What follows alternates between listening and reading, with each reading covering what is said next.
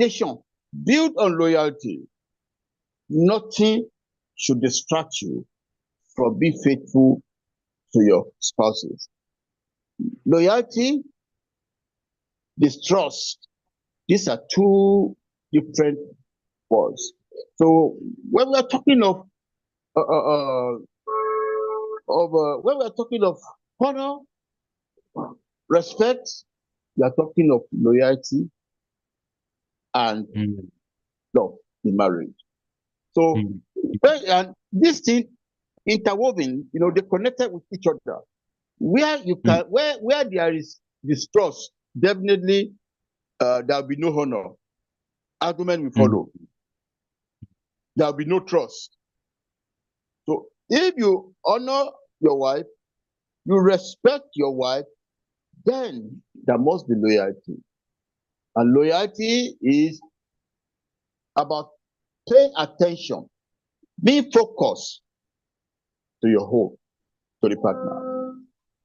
And as I've said, that marriage is a lifelong commitment that requires continuous effort, understanding, and mutual care.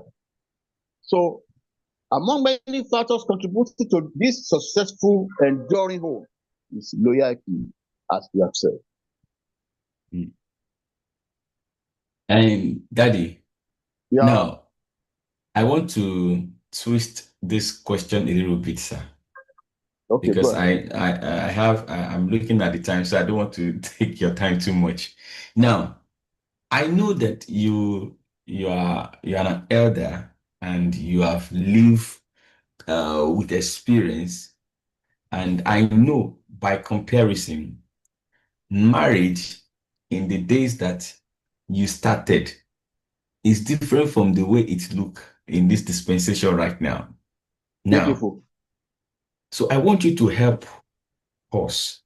How can we do it better? Because I was telling someone that the women that our fathers got married to in those days, in fact, in your time, they are different from the ones that are coming up right now, because knowledge has increased. A lot of things as technology, a lot of things have, make,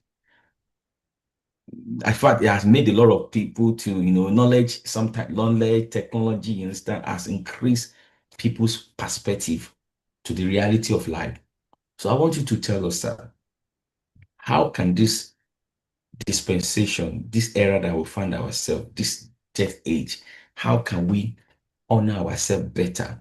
What are the things that they are doing better in your own days that these present days are not doing very well, which we need to work on?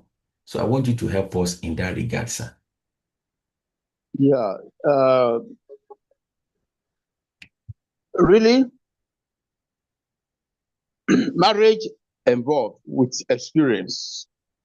And like in my own time, there was a time that I was so crazy in love with my wife, and up to today, of course, we are still.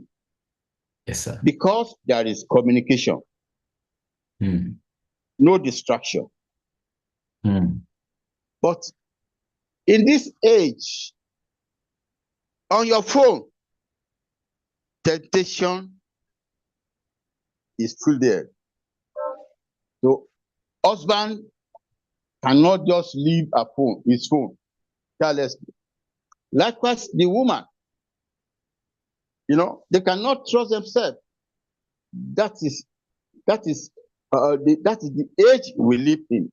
Unlike when before the technology comes, openness. Yeah. In the Christian faith, there is openness. But in this age, there are a lot of things that is competing homes. And in this age of technology, as I've said, on your phone, you can see a man dating different girls. You can see a woman also doing similar things, So that is one of the disadvantages of this age. In our own age, of course, where we are, I know so many people. I know that there are some people, even when they call themselves pastor, they are still engaging in this trust outside. But the age we are living in, we need God by our side before we can stand strong. Because, as I've said, so many factors are competing with all. Superiority, when a wife is earning salary more than her husband, if care is not taken, pride will creep in, and the foundation of that home will begin to crack. Also, the same thing also goes to man. And in a situation where husband and wife are working together for the progress of their home, of their children, you still have other external factors that are competing with individual. Relations are asking you, looking towards you, that you should help them. And if you cannot help them, definitely you become something else. And if you help the side of your own side more than the side of your wife, definitely there's going to be a problem. So husband and wife must come together and and decide, how do we manage our crisis. There is no home that is free from crisis. Crisis comes in diverse ways. It can come through finance. It can come through other social factors.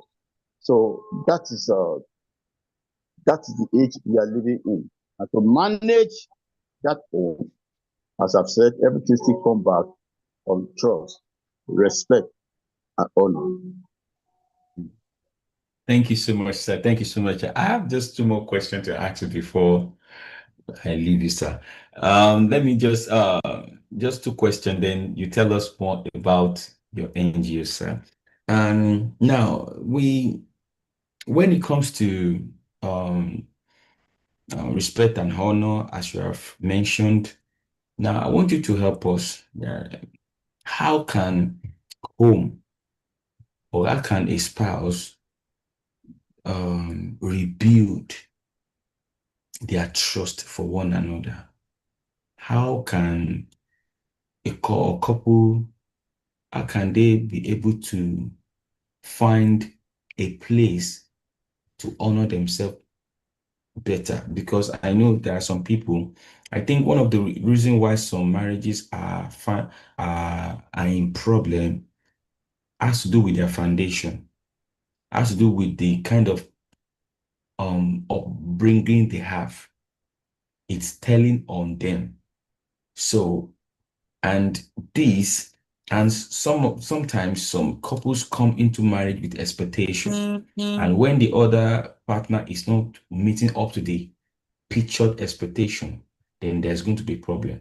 Now, for those who are finding themselves in that situation, or those who are actually really want to help themselves in a way to respect their spouse more. I know some people that they don't know how to do it. They don't even know how to, they have already messed up, and yet they are looking for a way of to reconcile, a way to make things happen better. How can marriage that has gone out of the line, how can they rebuild their trust for one another? How can they come back to build respect, and how can they utilize honoring for themselves, especially those ones that already on the other side of themselves, they offended themselves, they just abused themselves, they, in fact, some they have separated, but yet they wish to come back.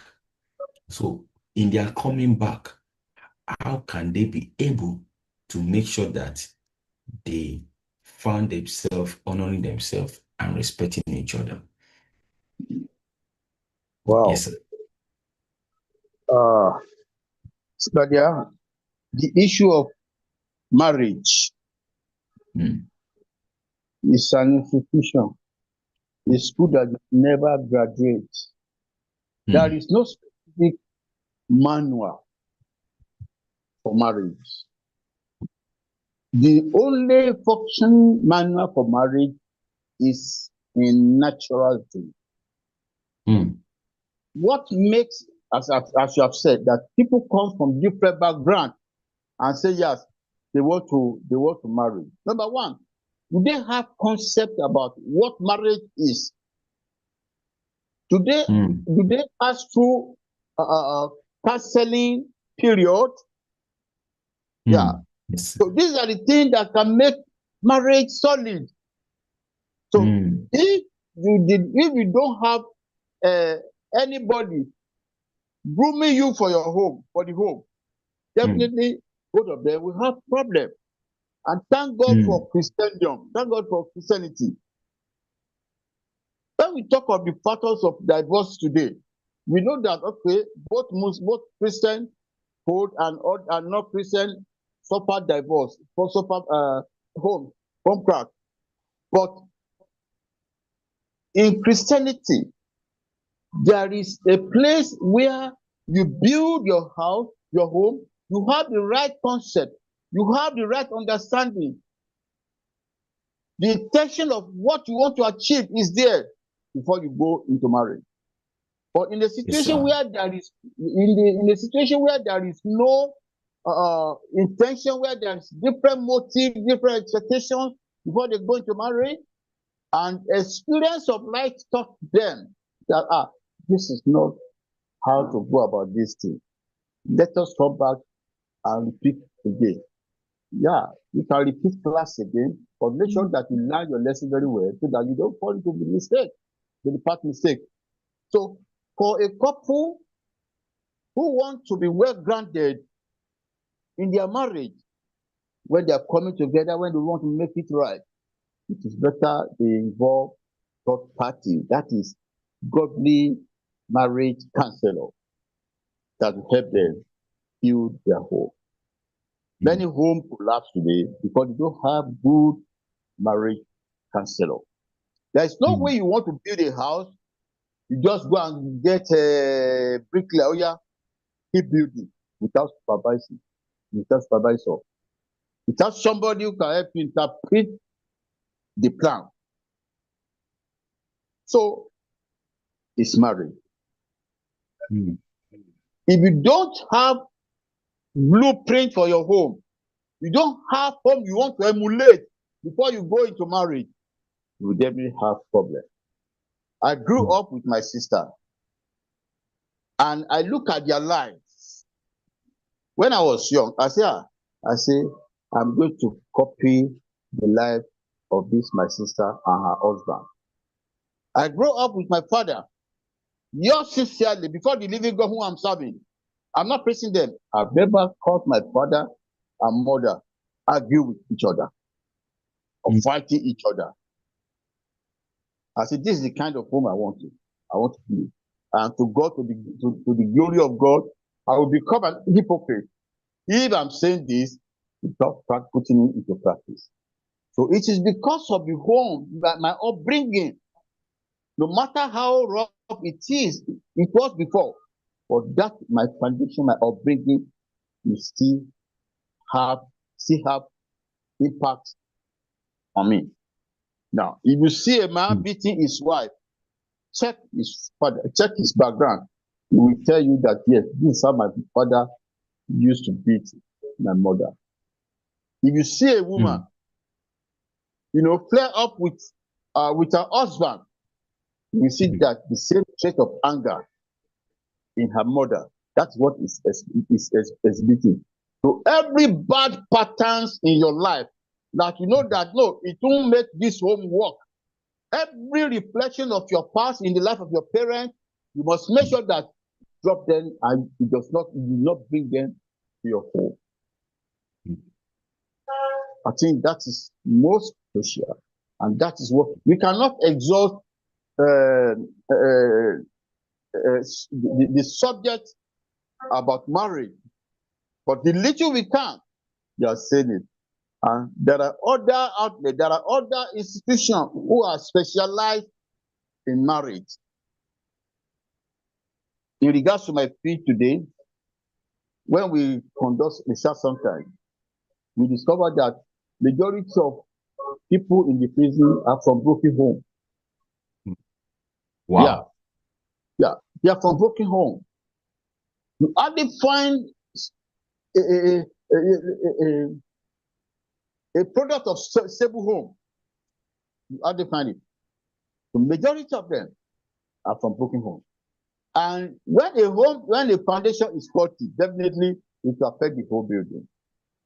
So the pattern that the parent leaves can affect many generations.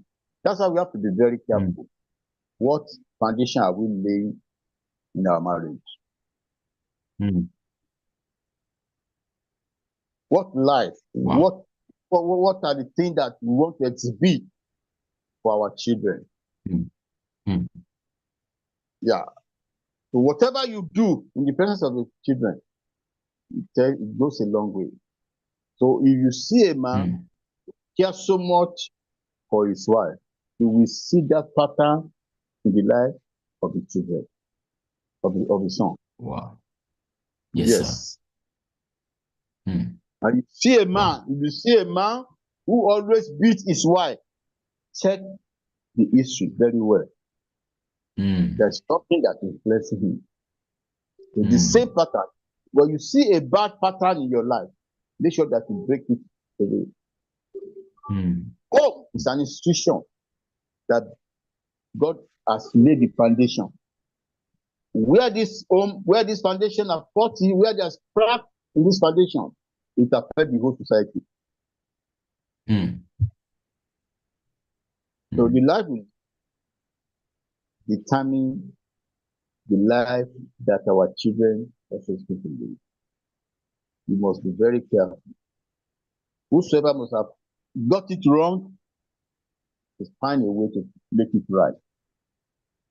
Thank you. Yes, sir. All right. Last question before I open the floor for you to give us a brief of what is going on within the NGO and how the public can benefit from it. Now, sir, when it comes to honor and respect, so let's say we have a marriage that works, or maybe let's say a marriage that have the proper understanding about honor and respect. Now, how can such marriage guide it from losing it, especially from the place of third party? What influence does third party have in a marriage that is what is the impact of third party when it comes to honoring and respect individual in marriage? So what is the influence a third party can play when it comes to honoring and respect one another in marriage?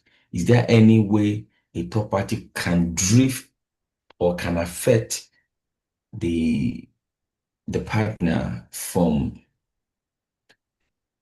executing, honoring, and respecting the better way? Yes, sir. Okay. Yeah, thank you very much. I've said at the beginning of this program that honor, respect, love, trust, loyalty will flow naturally. There will be no third party at all.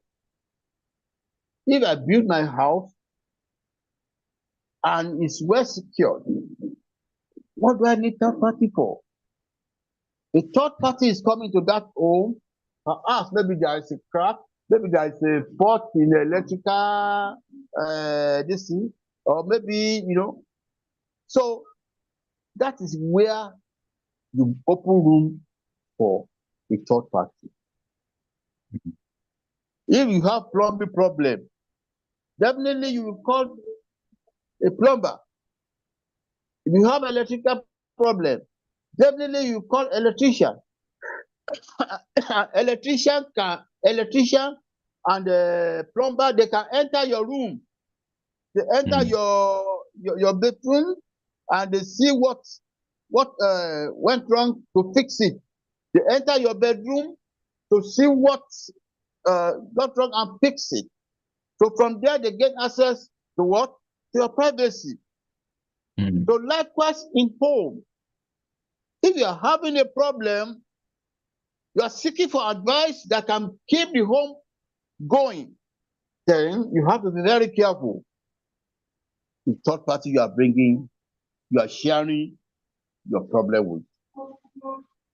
Do you get what I'm saying? Yes, sir.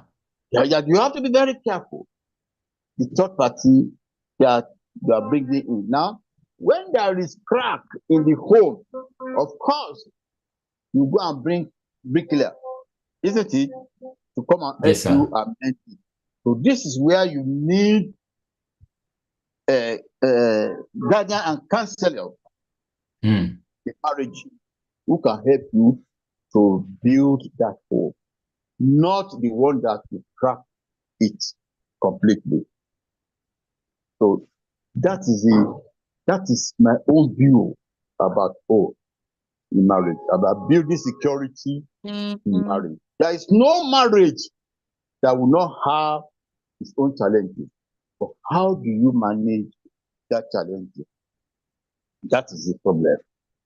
As I've said, have a problem of plumbing, you are bringing in plumber to come and fix your room. There's a limit to what you can do. And you have to be vigilant. You are bringing third party into your home. Appears you want to share your body with them, you have to be vigilant. We have seen so many cases where the couples, went for counseling, and at the end of the day, the prophet or pastor, confiscated the wife. You begin to ask yourself, what happened? What's happening? That's exactly what will happen when you bring in an intruder into your home. So you have to be very careful whom you share your secret with, whom you share your problem with. No home is free from challenges. That is it. In my home, by the grace of God, I have never seen a third party coming, or maybe from the house of my wife, the sister coming to say something or to share. No, it has never happened. This is our 27 years in marriage now. This year, it has never happened. Wow. Yeah. Thank you so much, Daddy. Thank you so much for that. That's that's come to the end of the question and answer. So this is the side in which I always love to do.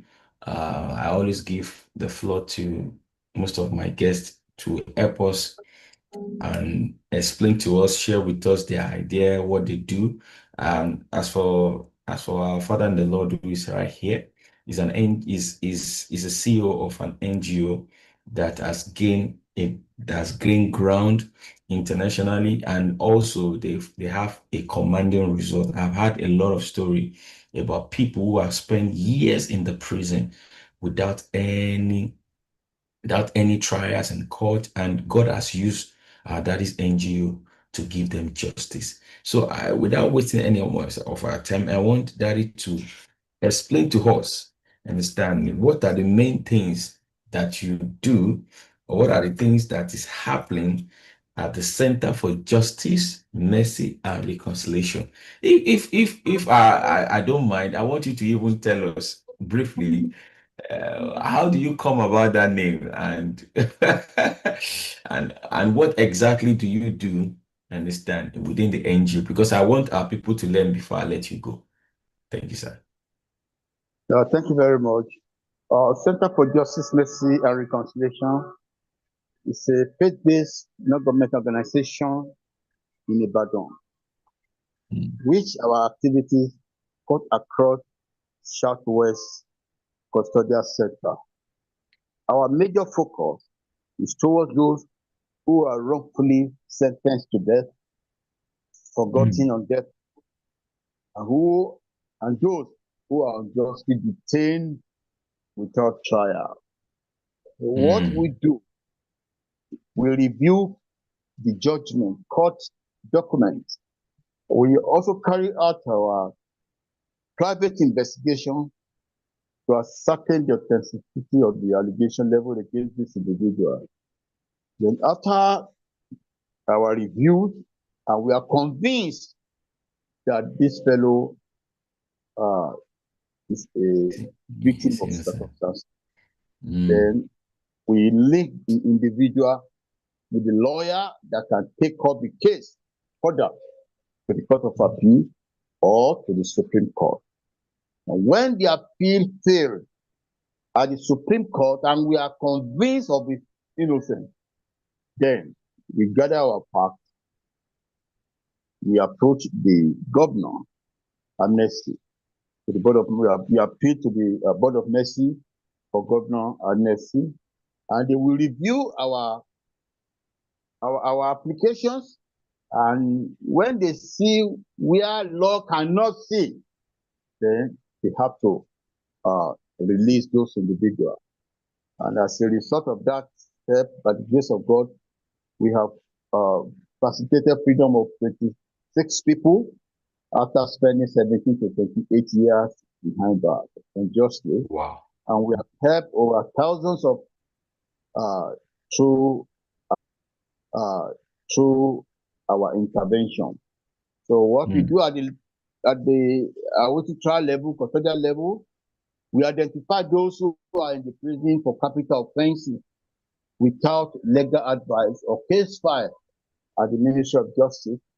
Where there is obvious injustice, we compile our report and present it to the chief judge, and the chief judge will look at those cases, complaints. So upon a visit to that prison, then they'll be set free. So speaking on behalf of those who cannot speak for themselves, go ye to all over the world and make disciples of nations. It's about fulfilling the scripture in a practical way. Coming about the names, it was an inspiration. Center for justice. That is where you can get justice. Mercy. Oh, people also need mercy. So those who have missed it, we try to reconcile them with their relations. And by the grace of God, I'm writing my book. I'm just about to finish my book, The Tripartite of Justice, which focus on the people that we have helped out of wrongful conviction, and the people that we have reconciled with the victim, which they actually did it, but we have to reconcile them. And also the people, the current cases that we are handling now. That is what we do at the Center for Justice. And also, we also have a halfway home, where those who may be having housing challenges or for freedom are admitted and work out their reintegration back into the society and into the flocks. Thank you. Thank you so much, sir. Thank you, Daddy. I know I'm still going to bring you on board afresh for us to have a proper documentation on your NGO, because I want to hear stories. I want people to hear stories about things that has happened, and I know we're going to plan it, and because I want people to really know that you are doing a very good job. There was a time I watched one of your videos about one inmate that was released after 20 years or something like that, after it was wrongly detained, or maybe it was wrong, and I was how do you manage to do all these things? Because I know it will involve a lot of dedication, There's special anointing for that. Yeah, sure, sure, sure. I was even about to ask that. Are you a lawyer? Did you study law at school or Oh, how? I'm not a lawyer. I'm only familiar with law.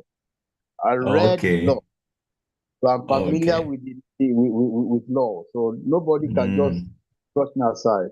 I'm not a lawyer. I'm a pastor. Yes, sir. Yes, sir. Thank you so much, sir, for giving Thank us you for this having me. time. I know God Almighty will keep blessing you and replenish you by the grace of God in the name of Jesus. So I want you to tell the audience watching, because right now we are live on YouTube, only YouTube. We are live on YouTube only for now. And for the sake of people who might be watching this program after this broadcast, is that I want you to share your contact. How can people reach out to you? Or if there's any family that have one or two people in custody, they want an organization like you to help them out. How can they reach you? What are the procedures? What are the guidelines So before thank you you can very be much. stepping? To know more about Center for Justice, Mercy and Reconciliation, just click CJMR.com.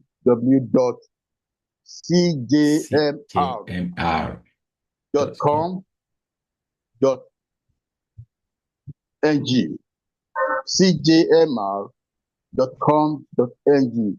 You have details about what we are doing. You can also check Prison Diary on YouTube. You will see our activities on YouTube. You can as well see track us on Instagram and on Facebook, LinkedIn. You will find what we are doing. Presently, we have a case that we are handling. It's a woman who was wrongfully sentenced to death along with her son, with Wow. with her husband, and with her niece. Four of them. He was sentenced to death unjustly, and Mm, very pathetic that the woman is critically ill now, sick. We suggested that no, you cannot keep this woman in the prison, treating her mm, with Panadol. Take her to the hospital. So uh, presently now, we are battling to bring her life back. mm. Her two legs swelling up, and she needs money for investigation. So to also contribute, you can as well check uh, our donate page at the Center for Justice Mercy and I, Reconciliation website. I, I was Thank you about very to much. say that. Yes, sir. Actually, by God's grace, it's before the end of this year, by God's, I'm still going to bring you back for us to discuss on CJMR very, very well, and how this platform could be able to help out I know it's going to require a lot of assistance for you to be able to execute cases and stand. I pray God will keep helping you in the name of Jesus. Thank you so Amen. much. Thank you so much, Daddy, for Thank, coming to this platform. thank you. My warm message to everybody. Yes, sir. Thank you, Yes, dear. sir. Yes, sir. All right, viewers, I want to appreciate you for staying behind.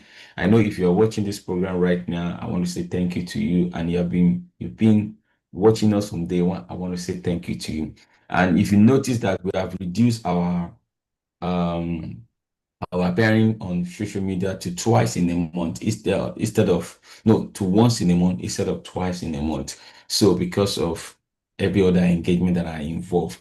So if you want to check back and see us, please, we are live on Pastor Paul Olujobi. You're also on Facebook, Pastor Paul Olujobi, and every other social media platform, Pastor Paul Olujobi. See you next time in the month of August. God bless you. Have a beautiful day. Bye. Yeah.